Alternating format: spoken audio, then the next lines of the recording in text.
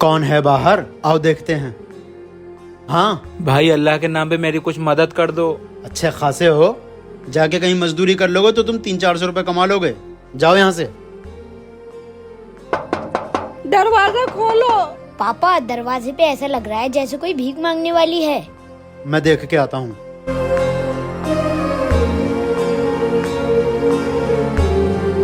हाँ भैया मैंने 2 दिन से कुछ खाया नहीं है, मेरे बच्चे भूखे हैं। मैं हूँ गम से चूर हो गई हूँ, भीख मांगने को मजबूर। अल्लाह के नाम पे कुछ रुपए दे के मेरी परेशानी कर दो दूर। रुको रुको, मेरे दरवाजे पे कोई भी औरत भीख मांगने आती है वो खाली हाथ नहीं जाती है। हाँ?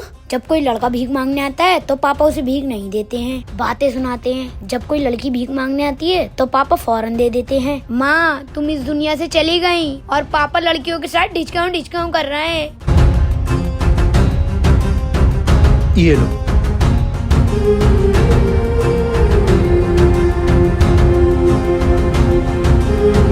अरे पापा आ रहे हैं।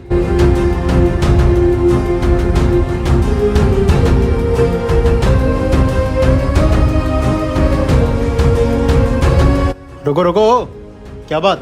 भाई अल्लाह के नाम पे कुछ दे दो, मैं बहुत परेशान हूँ। हमारे पास तुम्हें देने के लिए कुछ नहीं है, हमें माफ करो। कोई काम धंधा करो और आगे बढ़ो।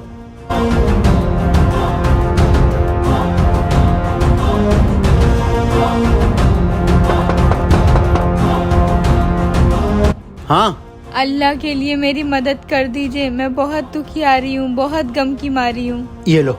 पापा रुको। पापा सब समझ रहा हूँ मैं, लड़कों को डांट रहे हो, लड़कियों को बांट रहे हो। पापा जब लड़के आते हैं तो तुम उन्हें भीख नहीं देते हो, जब लड़की आती हैं तो तुम दे देते हो। लड़कियाँ आती हैं तो चलो एक से लड़ाएं, लड़के आते हैं भाड़ में जाएं। मेरे बेटे तूने मुझे गलत समझ लिया।